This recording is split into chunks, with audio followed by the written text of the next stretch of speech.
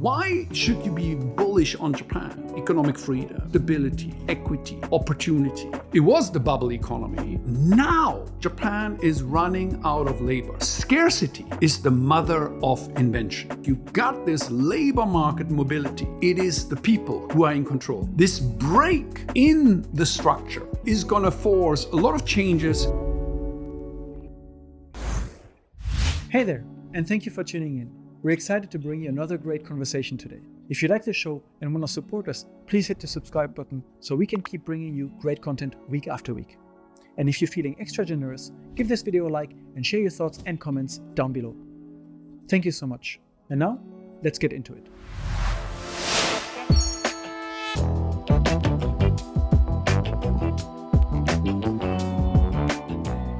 Welcome to Unpacking Japan. I'm Toby, and today we welcome Jesper. Thank you so much for coming. Thank you for having me. You're an economist who is known for his positive views on the economy in Japan. You've been here since 1986, I believe.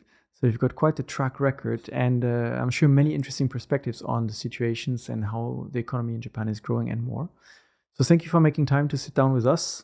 And like all our guests, I want to first know a little bit, what brought you to Japan back in 1986? Oh, what brought me to Japan? It was a bit of an accident. I'm from Germany originally, was educated internationally, mainly in the United States, and was in a PhD program at Johns Hopkins University. And one day somebody walks into the office and says, "Hey, we've got these fellowships, 3 months, all paid, in Tokyo." And I said, "Where's Tokyo?" And the guy said, 9,000 miles away. And I thought, oh, well, this is good fun. And so I came, for 3 months at Mitsui Bussan, one of the big trading houses. Mm-hmm. And, I was 24 at the time. And the people at Mitsui were very akarui. They were very lively, lots of fun. And I thought, wow, this is very good. Maybe I can incorporate Japan into my PhD. The PhD was comparing American central bank policy and German central bank policy. And you may recall in 1984, actually, Japan and America agreed on something that's called the Yen-Doru Inkai, the yen-dollar accord. Mm-hmm. This was before the Plaza Accord. But Japan agreed on a course of market deregulation. Many people don't know this. Until 1985, Japan did not have a government bond market. Finance was very regulated, very closed, very little international capital flows. And so, after this accord in 1984, deregulation, liberalization of financial markets started to happen. And so it was interesting because, sort of as a hybrid, Germany, no deregulation. America, lots of deregulation. And sort of Japan opened up in the mid-1980s as a very interesting case study. And my professor was a very wise man. He gave me very sound advice. He said, well, if you're crazy enough to become a Japan guy, for the first year, get the hell out of Tokyo, because you will spend the rest of your life in Tokyo. Which was very good advice. And so they connected me to Kyoto University. And I was very lucky. I spent the first year, in Kyoto, which at the time, there was no tourism. Mm-hmm. The only tourism was, Chugaku Ryoko, Japanese high school and middle school students coming there, no international students. So it was a fantastic time. Quite a difference with now, where you barely can walk around the touristing area. Voilà. And even the temples were free, mm-hmm. So I would take my little kanji book and go up to Ryoanji, the stone garden, and sit there and, pretend to study Japanese. So it was good fun. So that was late 80s, and this was kind of still the peak of the Japan economy? So it's very interesting because, it was the mid-80s, right?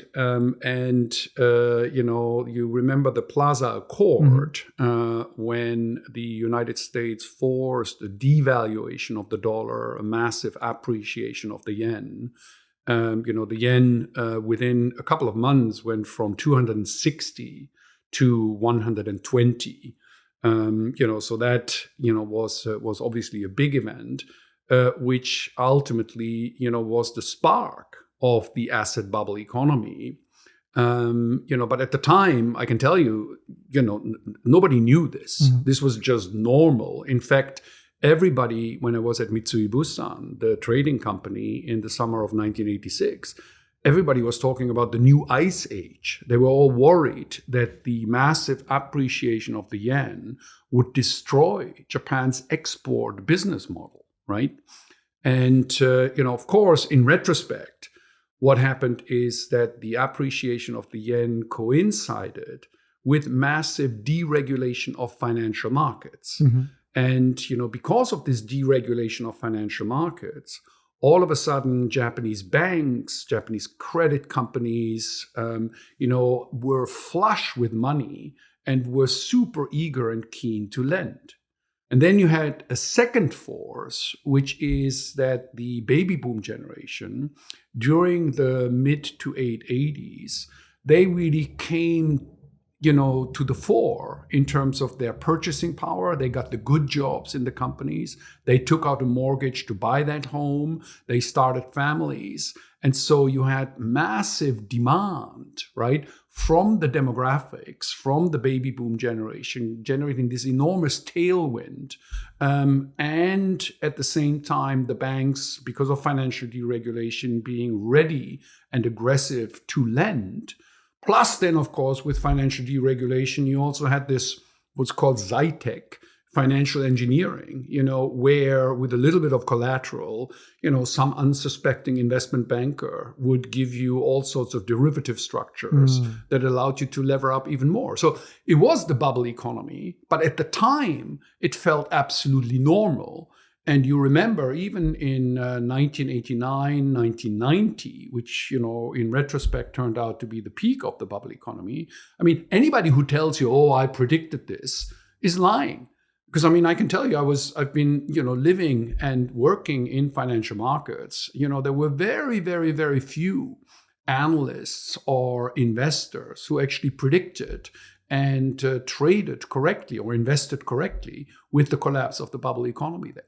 So you did your year at Kyoto University and you kind of witnessed this bubble grow and get bigger. And then you started working as an analyst and you started working in financial institutions when the bubble burst. So it was interesting because, what happened to me is that after that year at Kyoto University, I literally ran out of money. And fortunately, my professor at Kyoto University, suggested that I should look for a job with the LDP, the Liberal Democratic Party. And, in 1987, there were several of Japanese politicians looking for gaijin hisho.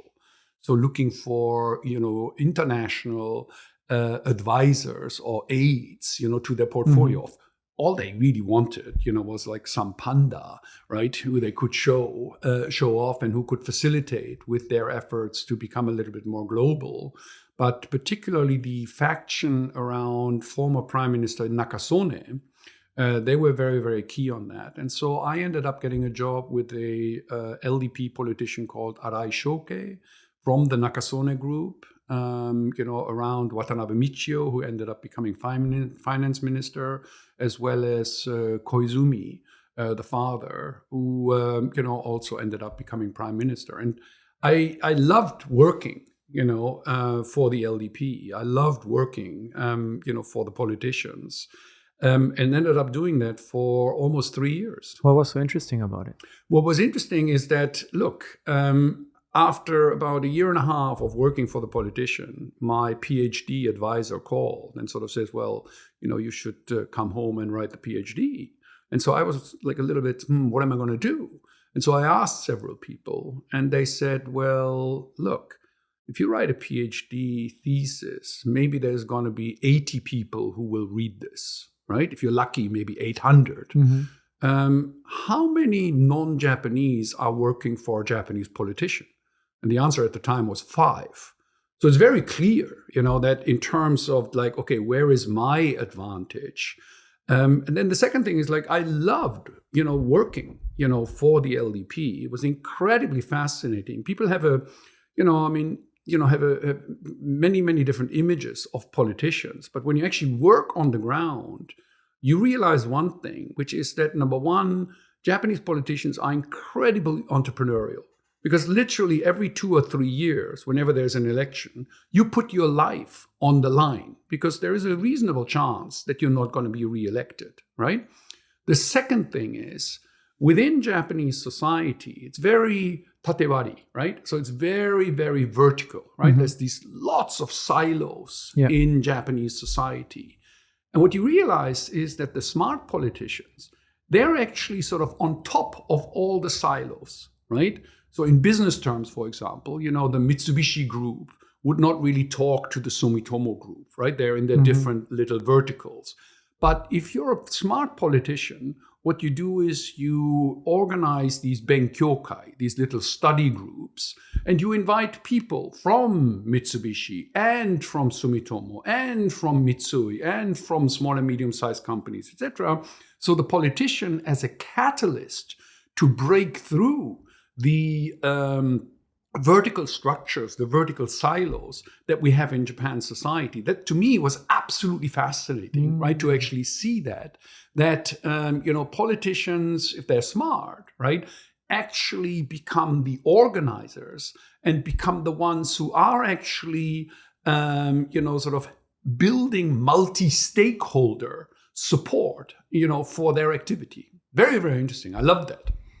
I can imagine very exciting times, but then also came the bubble burst. Well, it was hilarious because, of course, so in my personal journey, what I did in the last year of working for the LDP is I said, well, okay, if these guys organize these benkyokai, these study groups for Japanese businesses, why don't I organize a benkyokai, a study group for international businesses? And so at the time, there was a lot of financial deregulation. And so I said, fine, why don't we get the American investment banks, the British insurance companies, together for these study groups? And, the politicians said, that's okay.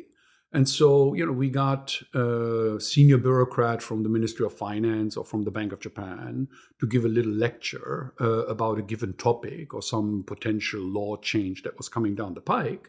And we invited the heads of, Goldman Sachs, Morgan Stanley, JP Morgan, SG Warburgs, BZW, AIG, the international firms. And they would pay, I think at the time it was 50,000 yen per dinner, right? And everybody would listen to the speaker. The politician would sort of show himself off as a great policy expert. Everybody would exchange name cards. And, it was great. And of course, 6 or 7 months later, one of these companies offered me a job. And that's how I ended up working in finance. And I was lucky because it was, of course, in retrospect, the peak of the bubble economy.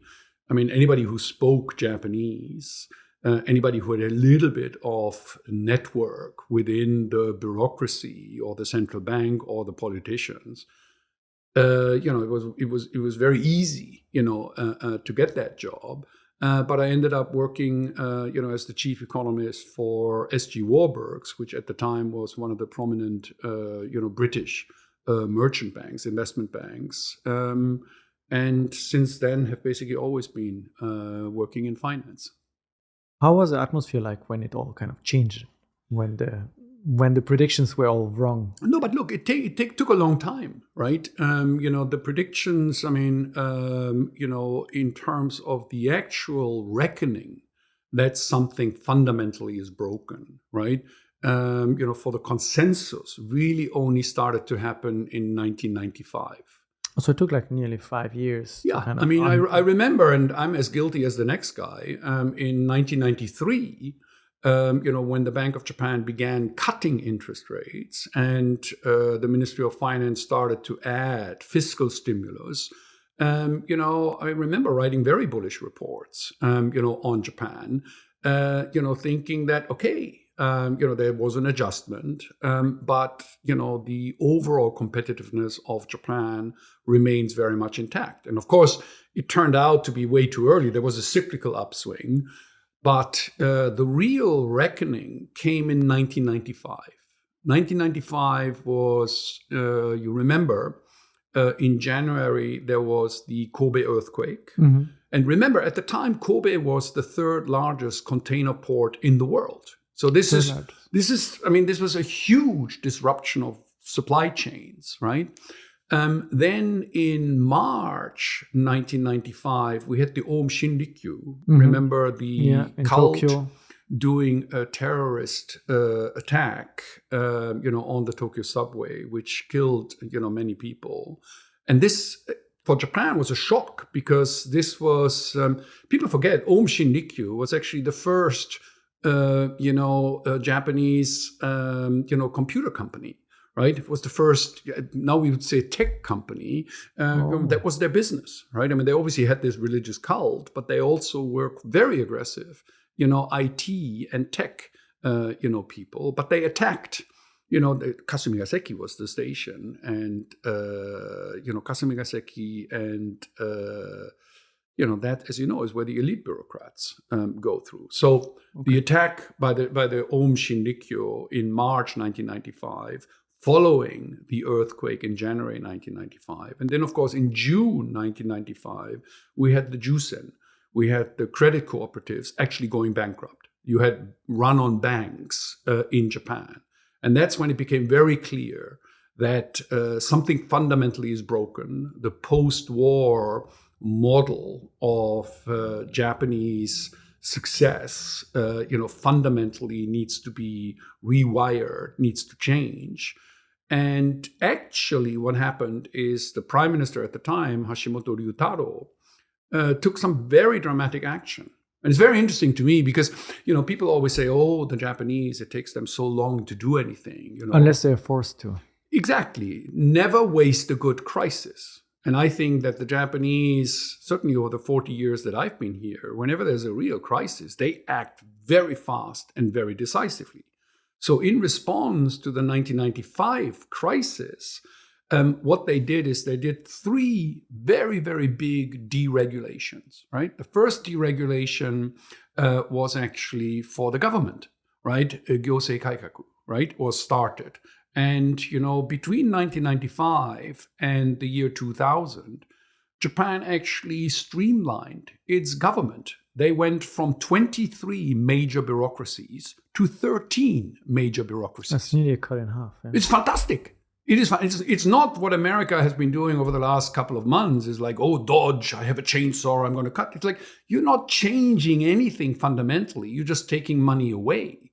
That's not being constructive. And Japan, after the 1995 crisis with Gyosei Kaikaku, very proactively actually streamlined, the Japanese government. A concrete example, just to be very specific, is the financial regulation was fragmented, where the Ministry of Finance was in charge of securities, where the MITI at the time, the Ministry of the Economy was in charge of commodities. Mm-hmm. The Bank of Japan was in charge of another set of regulations. And they said, let's create a unified financial regulator. And they created the FSA, right? Now, it took a while, but Japan is now one of the very, very few advanced economies where we actually have a unified financial regulator.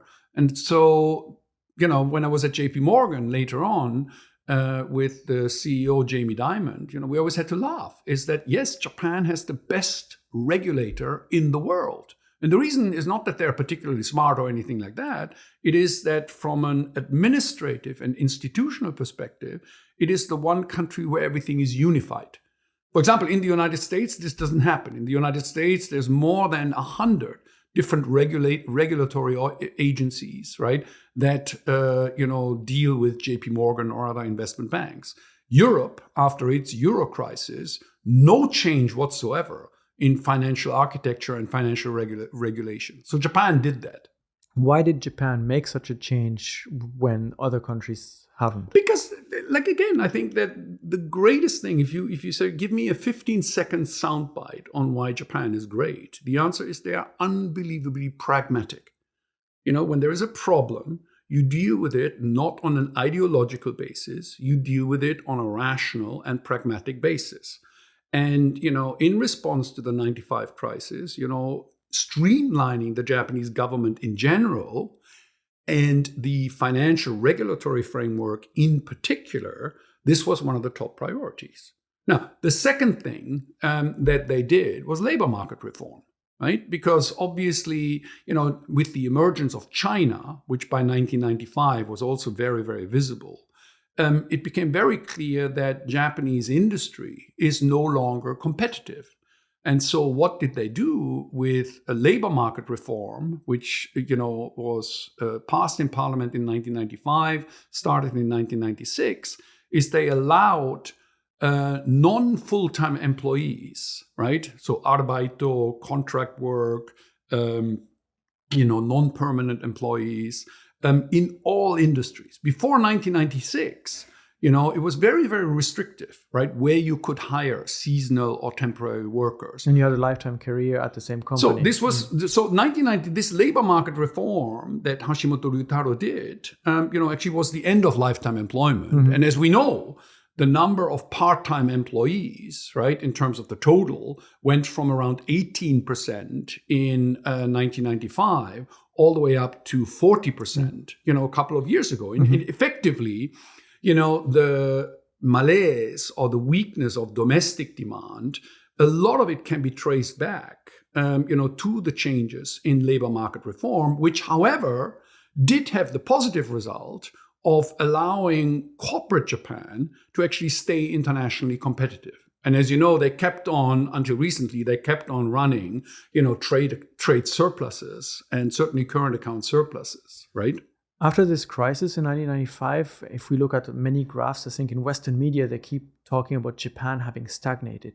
The wages haven't changed much. It's not as competitive as it used to be, but that's not your view. You have a very positive outlook. Look, obviously, empirically, if you look at GDP, the reality is that since 1994 until 2014, nominal GDP was flat. Mm-hmm. It was 500 trillion yen, and it didn't move. So it's completely correct that Japan, did stagnate, right, from a GDP perspective. Now, if you look at GDP per capita, if you look at real GDP, if you look at productivity growth, if you look at corporate profits, Japan has done very, very well compared to the rest of the world, So, the question is, was this a necessary stagnation? Was it a stagnation or was it actually a steady state during which corporate Japan restructured very aggressively? Let me jump a little bit on that, right? When was this, 9 years ago or something like that, right? Warren Buffett came to Japan, and we had a wonderful discussion. And I had this data for listed companies, And for listed companies, you see that over the last 30 years, sales, revenues, so top line growth was basically flat, had stagnated. But profits had gone up 11 times. In America, sales over the last 30 years had gone up by about 3%, right? Not 3%, sorry, 3 times. And profits went up 6 times, right? But anybody who's ever run a business, right? If your top line, if your revenues are flat, to get profits to grow, right? You can do that for a couple of quarters by cutting costs, right? But to do that for 30 years, while your revenues are flat, your profits go up by 11 times. Japanese CEOs deserve the Nobel Prize for Applied Economics.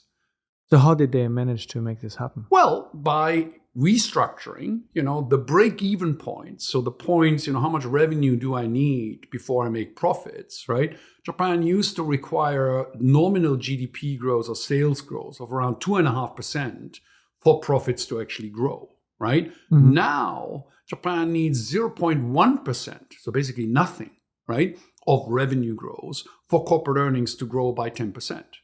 So the break-even points, the cost restructuring, the operational efficiency of corporate Japan, certainly of the listed companies, right, is unbelievably strong. So, so you say, well, why wasn't this reflected in the stock market?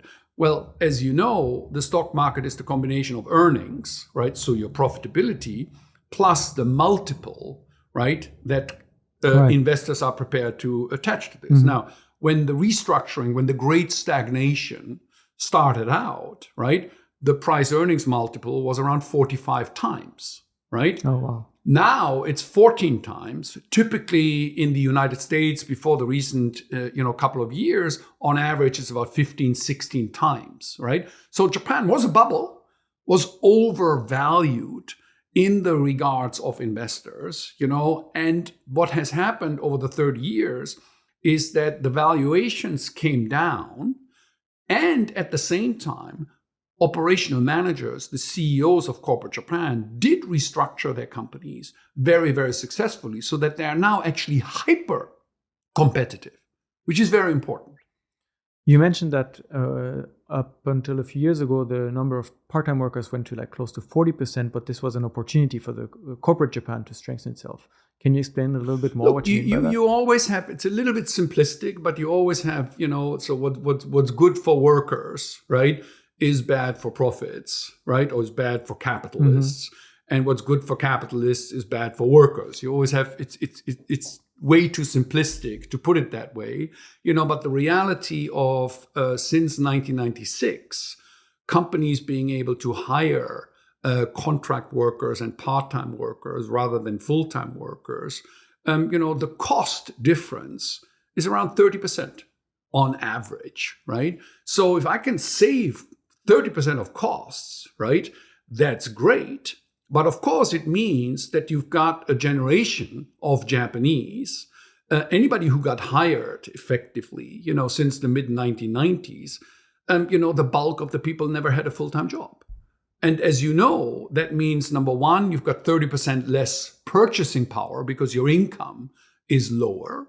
And by the way, the reason the income is lower is predominantly because of the corporate bonus, right? That as a part-time or contract, as a non-seishain, as a non-full-time employee, you don't get access to the corporate bonus. The other thing that happened is that, of course, Japanese banks are very nasty, right? That if you don't have a full-time job, right, you can't get a loan. You cannot get a loan. It's very difficult to even get a credit card, right? So as a result of that, you saw leverage completely collapse. So I've got this generation of Japanese, the children of the baby boom generation effectively have not had full-time jobs, have not had access to leverage. And yes, as a result of that, nominal GDP, nominal national income stagnated, while corporate profits, as I mentioned, were able to grow 11 times, right? The economy is a combination of the whole. If the companies are doing good, but the people are not doing good, how is it looking for the future? So what is interesting is the people did do well, and now I'm going to be an economist, right? Which is that, of course, consumer prices declined, right? There never were any price increases in many, many, many cases, right? Whether it's the textile industry, whether it's even the restaurant businesses, companies were passing on some of the increases in profitability via lower prices, right? So you did have this deflationary prosperity, which didn't feel good because, very well when your manager comes at the end of the year and says, hey, you are going to get a 5% pay increase, that feels great. Yeah. While if your manager comes and says, hey, next year you still have a job, but no pay increase, but prices are falling by 5%, right? You don't feel good. But from an economist perspective, it's like, no, you're good. Your real purchasing power is going up, by the same cases. So what is interesting is the key point, and this is where we get to the here and now, right? You've had 30 years of, stagnation in nominal GDP. During that period, however, the Japanese labor market, the Japanese corporate market, did actually reform and restructure. And now, over the last 2 or 3 years, we're actually at a point where the benefits from this restructuring is actually coming through. And it's coming through compounded by the most important development of Japan, which is what? That's a very good question. The most important development of Japan? The most important development of Japan is very simple, is demographics. The reality that Japan is running out of labor, is the single biggest catalyst for change. Because it doesn't matter whether you're Toyota or whether you run a yoga studio, it doesn't matter what business you're in, right? The moment you have to fight to retain your people, the moment you have to fight to attract people to join your venture, the moment that the head of Mitsubishi Corporation has to be out there on BizReach begging for the young students to join Mitsubishi Corporation, that's where it gets exciting. Because all economic activity, all social activity, everything starts with the people. It's human capital that matters. And scarcity is the mother of invention. Remember, Japanese companies were unbelievably proud, right? When I showed up here in 1986, right? Until basically 1994, 1995, 1996, Japan's model of capitalism, Japan's model of multi-stakeholder capitalism, Japan's model of dealing with human capital was the model taught in all the major business schools around the world, right? And the generation of managers was, of course, very proud of this corporate legacy, right? This was broken, number one, by the labor law changes in 1996, but now the pendulum is swinging exactly the other way around. Now it's not the capitalists, now it's not the capitalists, it's not the corporations who are in control. Now it is the people who are in control. I give you a concrete anecdote. If you look at my favorite chart that I use at the moment, right? When I get asked is, Jesper, you're always bullish, right? Okay. You're always bullish on Japan. But what actually has changed? And the chart I show is the young men and women who join the elite, the young men and women who join the Ministry of Finance, who join the Ministry of the Economy, right? How many of them, after they join the elite ministry in their early 20s, how many of them quit while they're in their 20s or 30s? And that chart is a flat line. Nobody quit. But over the last 6-7 years, this has shot up quite dramatically. And what that shows you is that the elite is on the move. And you know what's cool? When I go to the Ministry of Finance and say, hey, so where do these young men and women go? Do they go to Mitsubishi Corporation? Do they go to JP Morgan? They say, no, 3/4 of them go to startups. Interesting. And that tells you your image of Japan as this boring salaryman who just follows orders from whatever the head of the company says, right, is wrong. That you've got this labor market mobility. And that, again, comes back to why should you be bullish on Japan? The reason is that, yes, corporations have very much restructured. They are very globally competitive, right?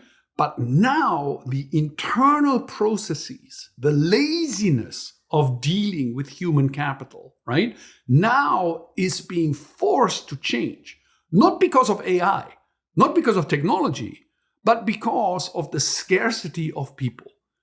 That's what makes it very, very exciting. I mean, it is interesting when just turning on Japanese TV, we see these ads for recruiting companies all over the place, and they are fighting for talent. But is this sustainable too? Of course, but it's look. It's a pain in the neck for all the managers. My buddy, who is the head of HR at Mitsubishi, every time he goes to Keio University or Kyoto University or Osaka University and does a recruiting pitch, he calls me and says, let's go out drinking. Because he's depressed. He said, I used to have the best job in the world. Because until 4 or 5 years ago, the young graduates were begging for me to hire them. Now they look me in the eye and say, hey, what's Mitsubishi Corporation going to do for me? Now that's where it gets exciting. Yes, it's mendoxai for the old generation because, yeah, the old way of doing business, right, is not going to work. I want a real career track. I don't want seniority-based pay.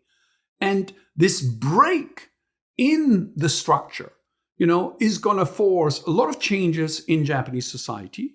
The gap between winners and losers, companies who act faster on this, who, what is the English word, empower, their workers, who offer genuine career tracks rather than just lifetime employment where you stand on the escalator and move up. That's the metabolism of corporate Japan. So they will need another restructuration to kind of remain competitive, to adapt to this younger market. No, thank you. And this is the key point. I was so excited. Last year was the first year ever that the Keidanren companies, so the Fortune 500 companies of Japan, hired more people mid-career than they hired at the graduate intake. And that's a huge change. I'm so excited. NTT Corporation, which is a dinosaur, right? The telecommunications giant, is one of the most unionized companies in Japan. NTT last year announced that they will break and do away with seniority-based assessment, seniority-based promotion. They are now introducing a meritocracy. This is where it gets cool, right? How is this going to affect this balance between the older managers that are used in these older ways of doing and now this younger workforce that is like, no, I'm doing a good job. I want to be rewarded for this. But the older ones are like, I've been here for 30 years. But thank you. And it's sayonara Showa. Like I'm sayonara myself, right? It's very interesting. You're right. Japan has always been very nice. You don't get fired. The system carries you through. Until retirement. And now, and as you know, this year, 2025, is actually a big year because it's the year when all the baby boom generation is turning 70. So basically, their exit, not just from the company, right, but their exit, from a life where your employment income is your main part of income, that has happened now. So the companies, through attrition, are actually now ready. And you're running out of labor. And so what do you see? You see now that we're in the third year of historic record M&A activity. Why are companies merging? All of a sudden they're merging because, yes, you're running out of people. If you're a bus company in rural Japan, right? And you've competed your entire life against your buddy, Watanabe-san, who also has a bus company. And this was a healthy competition at the regional level. Now, both of them has to merge, right? The same taxi companies. I mean, the whole industrial structure of Japan is going to be streamlined. And, you're going to start to see the emergence of national champions, right? Well, one of the big discussions of mergers was Honda and Nissan, I think, which kind of fell through. And shortly after, Nissan reported, what was it, $5 billion of losses? It's wonderful. I mean, the reaction, look, I work in finance and, we're obviously cynical people. When that merger was floated or the idea of the merger was floated, we all said, well, 18 years too late. Because 18 years ago, you could have created a global champion, right? Now, for all intents and purposes, the arrival of the People's Republic of China as a perfectly competitive, car maker, Japan, with its 7 car companies. Wow, what's your niche? You better become Lotus or Aston Martin. If you want to survive, because on the high volume business, right, the race is going to get tighter and tighter and tighter. You described the biggest change affecting Japan right now as the decreasing population. That also affects another big part of Japan, the retirement system, right? With the number of people paying into Nenkin getting lower and lower and the number of people needing it growing year after year. Is this going to shape an imbalance in the system? No, but look, it's wonderful in the sense of that, the big quip. What's the difference between Japan and China?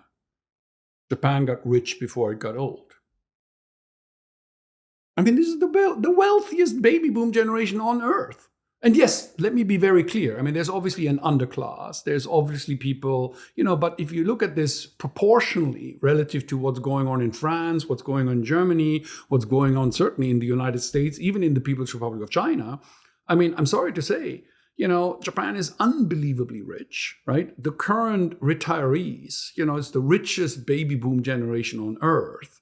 And, for all intents and purposes, I think that this constant crying, over, oh my God, my entitlements are being cut back. Oh my God, my out-of-pocket expense for healthcare is being cut off. It's like, my God, yes, it's more expensive than what was promised to you, but for all intents and purposes, in terms of the aggregate, right?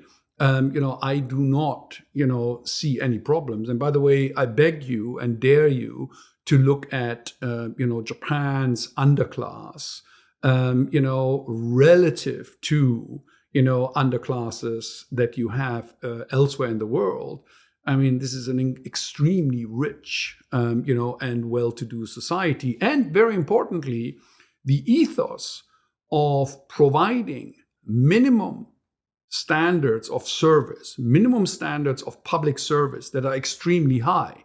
Like, for example, in California alone, every year there's 300,000 people who declare bankruptcy because 300,000 people who have to declare bankruptcy because of medical expense that they can't afford. Here in Japan, nobody declares bankruptcy about medical expense because, yes, it's a socialized medical system.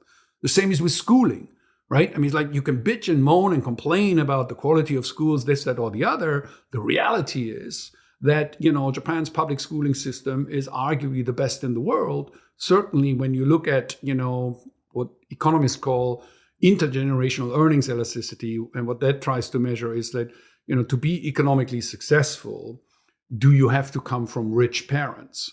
And Japan scores, the highest, in index. In other words, it is a very, very, equal opportunity society. So it's interesting that you make that point, because I always point out, it's like, I have, in my presentations, I have this one slide. Is it good to be old, right? Is it? Yeah, and I mean, basically, the people over 70 now, or pretty soon, 1 in 3 is going to be over the age of 70, right? Yeah. But when you look at the people who vote, you basically have over 65% of all the voters, right, are over 70. The young people don't vote. Mm-hmm. And so, of course, there is this focus. If I'm a politician and I want to get reelected, right, I do need to take care, right? And I do need to be, concerned about the older generation. But in macroeconomic terms, from an objective perspective, right, I'm sorry, Japan has a problem of riches, not a problem of poorness. You said Sayonara Showa earlier, Yep. And so all this older generation that is arguably one of the richest baby boomer generation in the world. What's going to happen with all that wealth if they don't have children and if it's... But thank you. So again, this is why I'm so bullish, right? Because I'm bullish, like we talked before, companies now have to fight for their labor, which means that labor is going to become more productive, right? The second thing is that you've got, and you can show the data, over the next 10 years, the equivalent of 1.3 times GDP will be unfrozen from the mattress money, will be unfrozen because of death, right? And I'm sorry to be so blunt, but the baby boom generation is going to start to die. As a result of that, you've got this wealth transfer, Mm-hmm. right? It's about 750 trillion yen, Oh, wow. right? That is going to flow. And thank you, the Ministry of Finance, the tax authority will want their share of it. But that's still a substantial part of money that actually flows into the next generation. You know what the problem is? No. So it's funny because, about 10 years ago in one of these government advisory councils, I made this point about, sort of, wouldn't it be good to sort of have tax incentives, so that you can transfer, you can speed up. You don't have to wait to death, before you transfer the assets, right? And the guy from the Ministry of Finance, right, runs out of the room and comes back a couple of minutes later, and he says, "Oh, Korsan, the average age of people receiving inheritance is 62." In other words, you would because people die so late, right?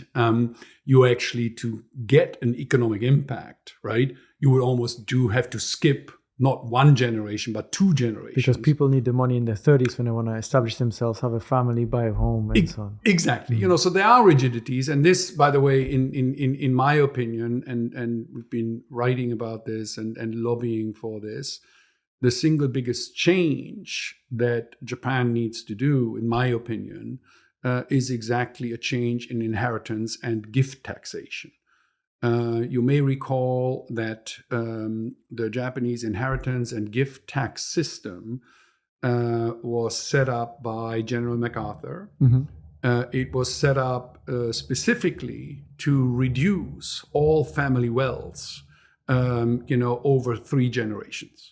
And so General MacArthur, at the time, you remember in the 1930s and 40s, there were basically 8 families who controlled around 80% of all the wealth and all the economy. The big Zaibatsu families, right?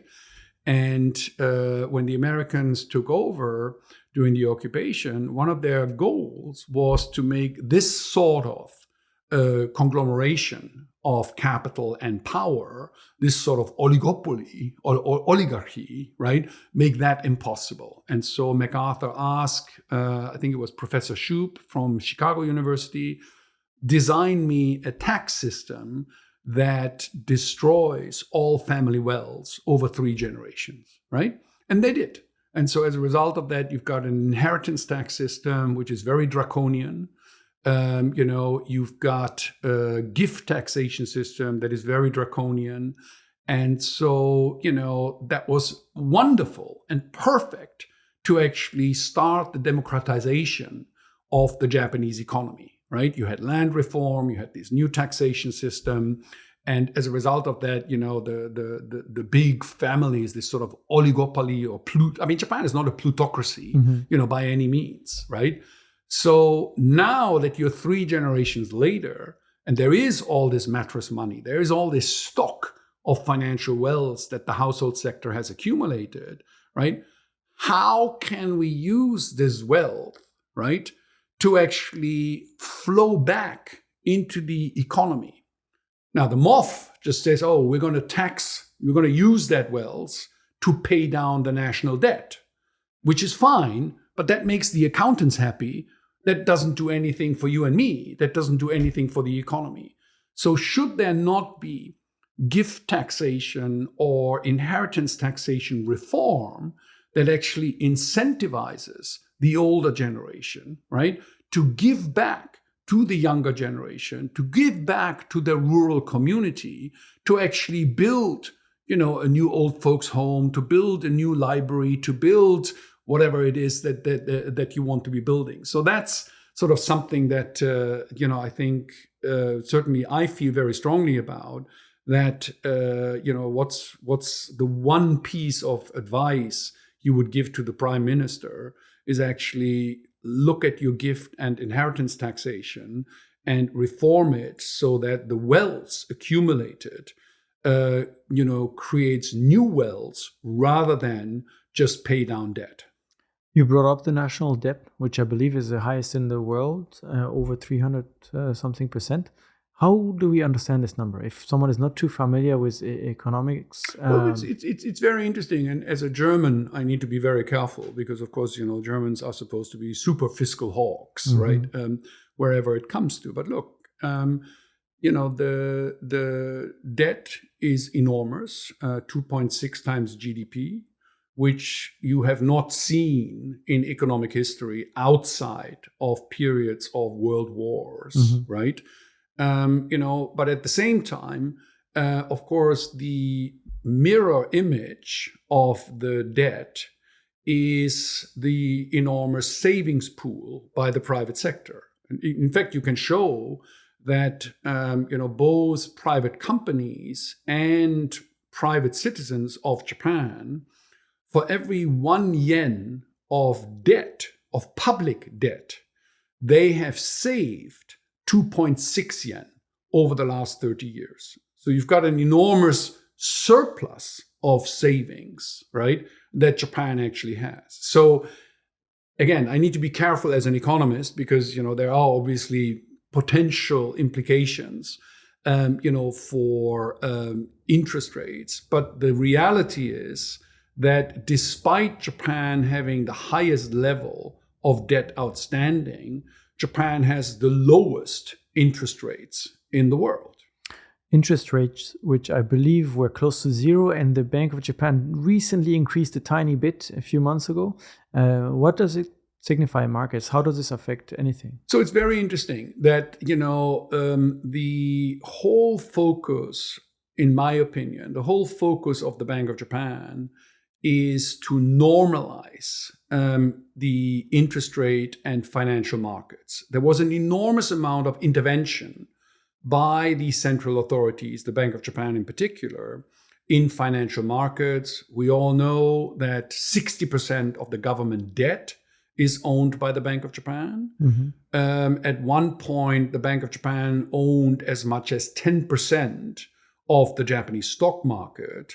Wow. The Bank of Japan owns about 1/3 of all the REITs, the real estate investment trusts, and the Bank of Japan controls about 10%, 12% of all corporate loans, lending to zombie companies, right? So over the last 20 years, there was an enormous amount of government intervention to keep the cost of capital, to keep the cost of debt abnormally low, right? Or lower than it would otherwise be. Mm-hmm. And so again, it's the government acting as a buyer of last resort. And they've done that for not just a couple of years during a crisis, but they've done that consistently for the last 20, 25 years, Now that things are normalizing, right? That you do have a little bit of inflation back in the system. Now the central bank is actually privatizing, as it were, getting out of the way, no longer buying Japanese equities. Last December, like you pointed out, they did increase interest rates from 0.25% to 0.5%. But more importantly, they announced the end of the lending program by the Bank of Japan to zombie companies, as I call them, right? So it's very, very interesting that for us in the private sector, what is happening is, yes, interest rates are going up, but much more importantly, opportunities to profit from that new liquidity, because the Bank of Japan is no longer the big player, is no longer crowding out Japan's financial markets. And you can see that reflected in the reality that Japanese banks are having record profits, because finally it's them who are benefiting from the increase in interest rates, rather than the Bank of Japan taxing them by not allowing interest rates to rise. Another big change that is happening at the moment, I think, is a new relationship with the government of the United States. Tariffs are being implemented or not and changed. How is this affecting Japan's economy, especially since it's kind of heavily relying on export to the United States? Look, it's interesting that the next year in 2026 we will have the 75th anniversary of the U.S.-Japan relationship, right?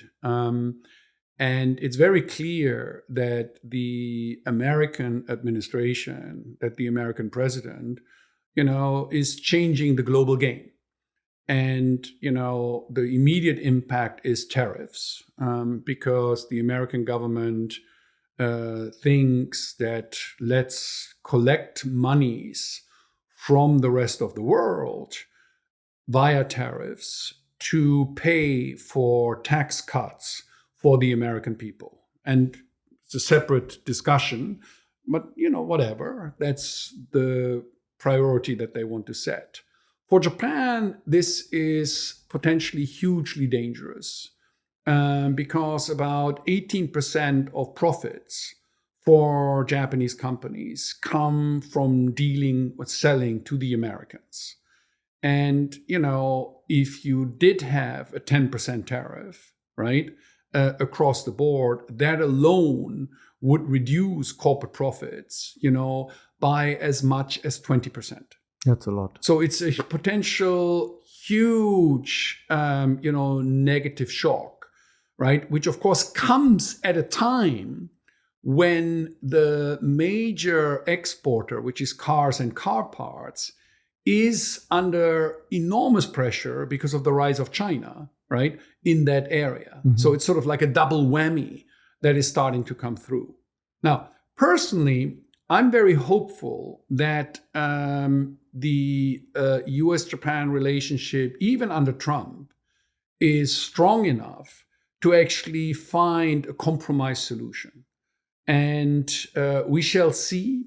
I doubt that all of the tariffs are going to go away, but I think if Japan ends up with a uniform tariff of between 5 and 10 percentage points, that's something that's going to cause a dent, but it's going to cause a cyclical or temporary dent rather than structural damage. And I'm hopeful that at the same time, a new investment strategy where Japanese capital, Japanese analog technology actually helps for America to achieve its goal of building a new industrial base in America. I mean, to be very specific, for example, there's wonderful areas when you look at the details. For example, shipping. I mean, Trump is obsessed with the idea that the ice caps are melting, mm-hmm. and that as a result of that, the sea routes are going to change fundamentally. The polar routes are hence his interest in Greenland. So interest in Greenland, but at the end of the day, you still need the ships to be able to plow through, the thinner and thinner ice. America has no icebreakers. Japan builds the best icebreakers in the world. Oh, interesting. So here you've got a solution where, for example, Japan commits jointly with America to build icebreakers for America, which is a for-profit business, right?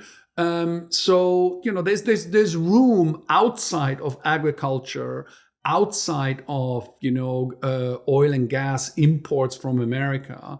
There's plenty of opportunities for the two countries to actually make 1 + 1 equal 3, because as we all know, in the analog world of precision engineering, precision machinery, as well as, for example, shipbuilding or steel, you do see that the room for compromise is there. And it's very important that just a couple of days ago, President Trump basically gave the green light for the Nippon Steel, US Steel merger, or it's actually a takeover, right? Which was halted a while back. It was, these are, look, unfortunately, we live in a world where, American politics is our primary source of entertainment, right? And treat it as entertainment. If you start to treat the policies proposed by Trump as real policies, right? Then we'll have a global depression. Like 150, 164%, whatever it is, tariffs on the People's Republic of China. I mean, if you want to kill the global economy, this is the way to do it. And it's very dangerous. I completely agree with that assessment. But again, if you look at the reality, if you look at the track record, you actually find that it's more kabuki than actual reality. Like we've seen in the Nippon Steel case. I hope that that's going to become a good example, because I'm against it because I need to be elected and I need the union vote. And now you come to, well, actually, it makes perfect sense. Thank you, Nippon, for investing, $17 billion into the United States of America, because quite frankly, America doesn't have a steel industry anymore. Nippon Steel is the best steel company in the universe in terms of the engineering ability. So obviously, if you want to reindustrialize America, you can't do that without steel. And Nippon Steel gives you the technology as well as the management know-how on how to actually get this done.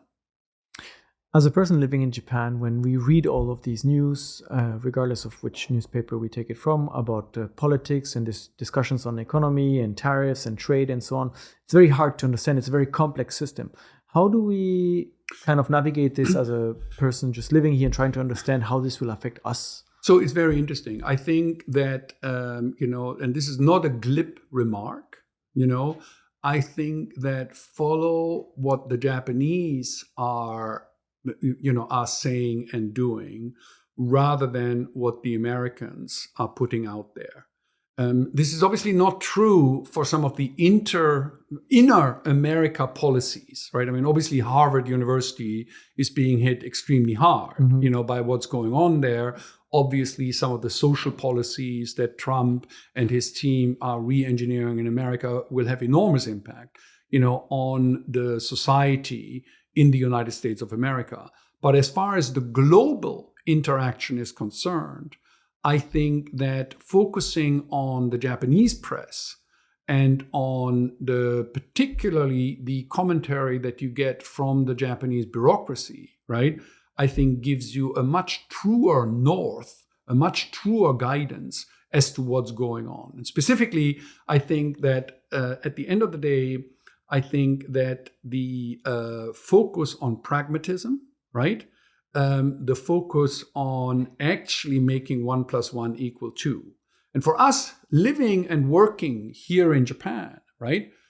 Much more important is the reality of what these Trump policies are doing, which is that they are focusing the mind of Japanese politicians, of Japanese bureaucrats, that Japan needs to build greater domestic strengths. Because I'm optimistic on US-Japan relations, but it's perfectly fine if you're pessimistic. I mean, we just don't know. It'll take another 4 or 5 years before we actually know what will happen. But for us living and working here in Japan and making this country our home, right? The reality is that America, having become less trustworthy, right? And of course, the People's Republic of China, right? Also not particularly trustworthy, right? That the two big partners for Japan cannot be relied upon. And therefore, Japanese policymakers, Japanese business makers becoming much more pragmatic, much more decisive in wanting to rebuild, in wanting to strengthen their domestic economies. And you're seeing that. And this is where, particularly for non-Japanese, for the next generation, of global citizens who want to build a career, who want to build a family, I think Japan is unbelievably attractive because the domestic human capital, the domestic labor cohort is going down, right? Japanese companies are opening up. There's empirically, you can show every day over the last 18 months, there is 1,100 non-Japanese who receive a work permit. Right? Do you know this? Every 18 months, over the last 18 months, every day, 2,200 people, the population declines. But every day, 1,200 get a work permit. So it's very interesting. When I showed up in Japan in 1986, there were approximately 500,000 non-Japanese living and working here. Today, it's 3.5 million. And that chart looks like this. So the point being, the world is an uncertain place. The relationship with the United States, the relationship with the People's Republic of China, all of these things, need to develop and are evolving in ways where history is not necessarily a very good guide. But at the same time, here in Japan, also society's metabolism is increasing.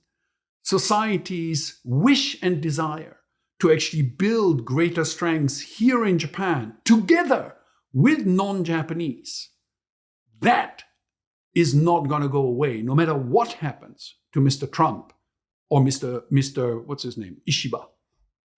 You said you are an economist and therefore you're cynical, but you're also quite a positive person and very bullish on the markets and kind of looking ahead at the bright future. Where do you get all this positivity from? No, but look, the reason is very simple, is that, the attention to detail, the amount of,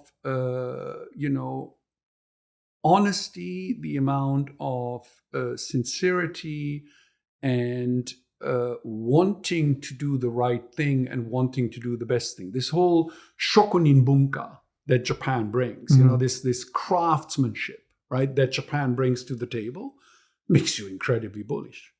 I mean, how can you not be, bullish on Japan? Now, in terms of investment, I mean, of course, there's ups and downs, there's cycles that go on.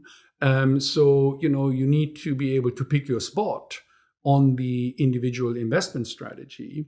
But the fundamental strengths, I mean, let me give you one example. Yeah. I mean, people talk about, oh my God, how savvy is the workforce, et cetera, right? It's like, I'm sorry. The OECD does this survey every 5 years, looking at the ability of middle and high school students on mathematics and on science. Japan is always number one or number two. I mean, so and that if Japan slips from number one to number two, they declare a national crisis. Now, I'm sorry, I'm a mathematician myself, but the reality is, like, if you are going to be tech savvy, if you are going to be able to survive, right, in terms of, your national skill set, right, the foundations in Japan are second to none. Absolutely second to none. The second thing is, like, look at infrastructure. I mean, it was so hilarious during the lost decade, right, or the lost generation. Yeah. In Tokyo already had the best subway system in the world in 1990. During the lost generation, during the lost 30 years, they built 3 new subway lines. They continue to invest in public infrastructure, both at the hardware and at the software level. Fantastic. My home country, Germany, is a disaster. Yeah, the trains are not the same. Now, the trains, I mean, are they even trains? Sometimes. You brought up the topic of personal investments, and I think one of the big moves that Japan is doing for this has been NISA in the last couple of years. It's something that is being advertised a lot. What's your take? Can you explain how it works and kind of? No, but look, I mean, it's very straightforward. Is that the NISA accounts give anybody who is a resident or a tax resident of Japan an opportunity to invest, tax-free. And you can invest basically up to 19 million yen, in the stock market or in bond markets or in financial products in these accounts. And with the new NISA, the Shin NISA, even your capital gains, if you sell one and buy another fund, or sell one stock and buy another stock, is capital gains tax free. I mean, to put this in perspective, right? The average savings of the average Japanese, right, is about 20 million yen. So 19 million yen of tax-free investment. Wow. I mean, this is a huge incentive, that you actually have. And, I think that whether you're a non-Japanese or whether you're a Japanese, I mean, just from an accounting, from a tax optimization, you'd be a fool not to participate in that. And the interesting thing is, of course, that, people are actually doing this, so it does have the, the result. Now, 80% of the monies are invested internationally, rather than here in Japan. And that's always, I mean, every 6-7 weeks, I do this caravan, with the Monex group. We go around, Osaka, Fukuoka, Nagoya, different cities, and we do these investor seminars. And it's very interesting because, why don't Japanese buy their own market? Why? Yeah, it's if you have an answer to this. Especially, you mentioned the banks have had their record profits, and thank you. And this is, I've been doing this for 10 years. Said like, look, you can put your money that you don't need, right? Your cash reserve, you can put it on deposit at one of the banks and earn exactly zero, right? Or you can buy the equity and earn 4.5% of dividend. Now, the risk is that the bank goes bankrupt. Now, we've done that in the 1990s. So the banks are extremely well capitalized, etc. But it's interesting that Japanese, for all intents and purposes, particularly the older generation, is very, very risk adverse, right? And it's interesting that the next generation, the younger generation, is actually much more prepared to take risk. And by the way, you're seeing this. It's interesting. The Japanese don't buy their own stock, right? They don't buy equities, but they do buy real estate. Which is interesting because the value of real estate in Japan seems to kind of be the opposite of how it's being used in France, Germany, or the United States, right? The property has no value. It's just a land that holds a little bit, but no, it's so cool. You look at this. It's like the in Japan, you have still, it's even after the recent appreciation over the last 2 or 3 years, it's still the only country that, God forbid, if you work at a Starbucks, right, with the average salary, you can afford to buy an apartment within a 1-hour commute, which is impossible in Paris or Shanghai or Chicago or anywhere, right? So it's quite interesting, that if you actually, of course, the absolute price has gone up, right? But actually starting level salaries, right, have gone up faster than the average apartment price. So affordability for the next generation of Japan is still very high. And of course, for non-Japanese who decide to come and work here in Japan, it's not easy to get a mortgage, right? But, the affordability is still very, very high, not just because of the exchange rate, rather than compare it to the salary or the income that you actually have. In particular, look at disposable income. Because, for example, if you go to the United States, you're spending almost, 25, 30% of your money on commuting, on just the transport. Commuting. Is hugely expensive in the United States, right? While here, as you know, public transport, it's not free, but public transport is certainly extremely reasonable. And most employers will cover it for you as well. But voila. So the real purchasing power that you get working here in absolute terms, because of the yen's depreciation, of course, doesn't compare very well to Europe or to the United States. But in terms of the relative to your income purchasing power that you get, I think is a very, very attractive proposition. And if you, from an advice perspective, if you, whatever it is that you are saving, if you invested in Japanese equities, in some broad index fund, I think that your probability, nothing is certain in finance, but your probability of coming out on top, I think is really quite high. We talked about a lot of topics today. If people are interested in kind of learning more about these and researching, getting a better understanding of the economy in Japan, what would you recommend as like sources of information? What to read, what to study, what to? Look, I think that there are there's obviously the English version. I assume you're asking about non-Japanese language sources, right? I think that for all intents and purposes, the English version of the Nikkei, right? If you're interested in business as well as in some of the macro priorities, is definitely a must read. I think that there are also some very interesting sort of private commentaries that are now available. I don't know whether people are familiar with Substack, right? It's obviously the Japanoptimist myself, but there is other areas on other blogs on Japan that are very, very good. And then last but not least, look, the Japanese government, the Japanese bureaucracies, they publish every year white papers, right? And it takes a little bit of a time lag for the English translation to come through. But, for insights and learning about Japan, right, on your next long distance flight, download the METI white paper on the economy. Download the white paper, from the Ministry of Health and Welfare. It's very, very interesting. And they are unbelievably thorough in the subjects that you're covering. You may get, you skip some of the chapters, be my guest, right?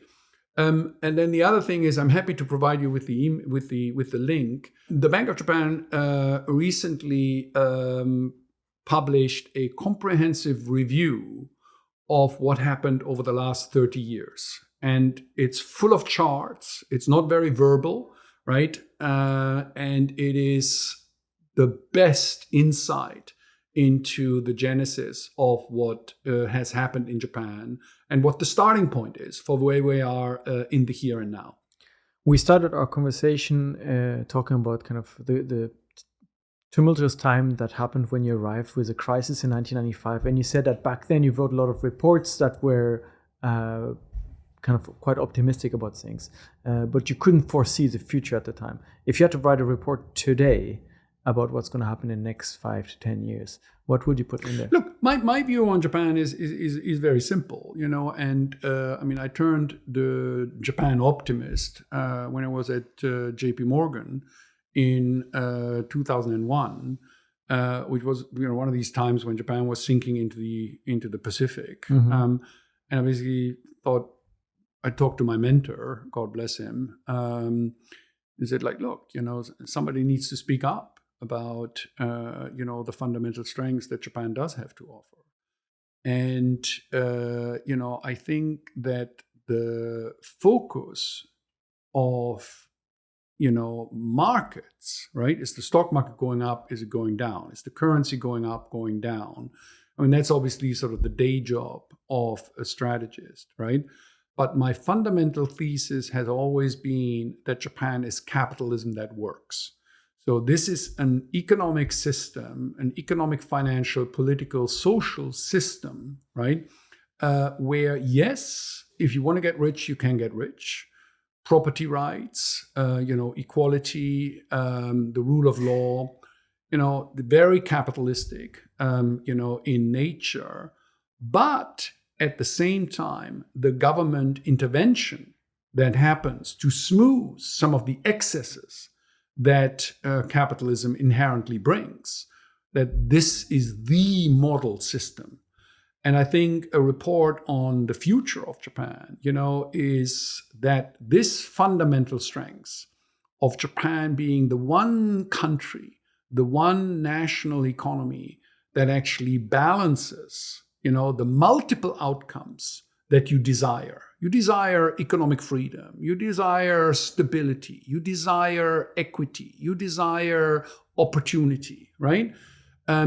These holistic optimization of multiple outcomes, Japan is absolutely fantastic. And I think that will continue to be. And I think that the great thing on top of this is that from an investment perspective, right, Japan is cheap. It's not your fault, it's not my fault, and I'm not a stockbroker, right? But you look at whether it's whatever valuation criteria you apply, like we talked about real estate, and it's not the absolute comparison to Hong Kong or Jakarta or New York.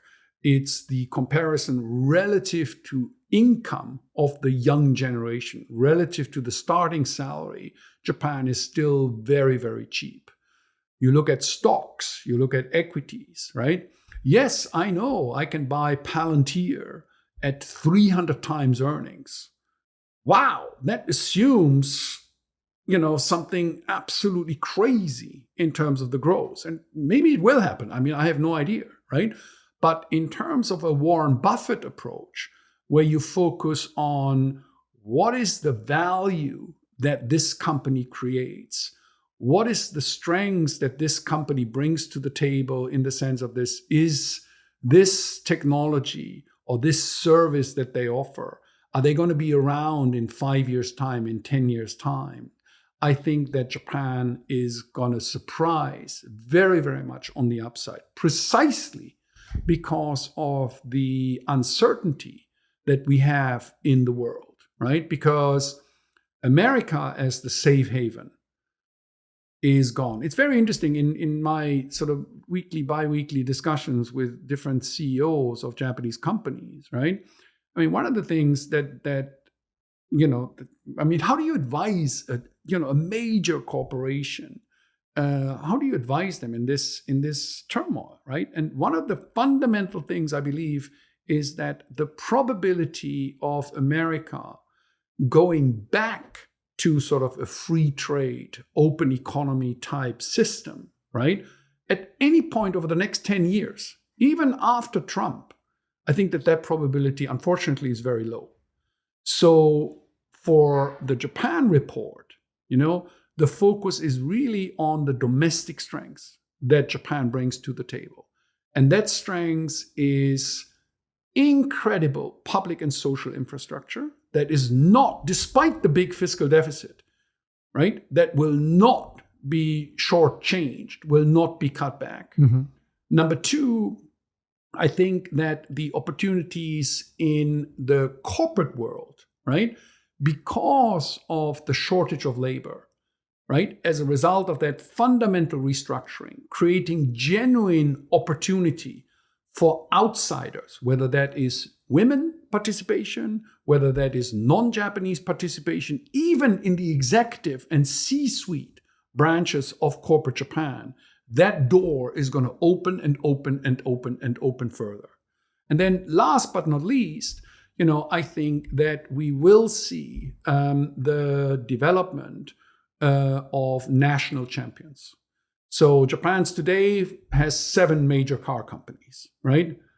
You don't need 7 major car companies. And it'll be painful, but just as the banks, when I showed up, there were 21 money center banks, 21 major banks.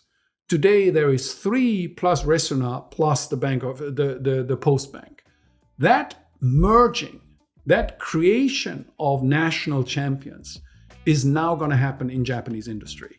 And I think for non-Japanese to be part of that is a very, very exciting career opportunity. Jesper, thank you so much for coming and sharing your insights. This was fascinating. I'm sure we could go on for hours and have many more topics to dive into. I certainly have many more questions, but I appreciate the time you took to come to talk to us and share your explanations, your views on the Japanese economy. Thank you everyone for listening and watching. This was Unpacking Japan, and we'll be back again next week. Bye.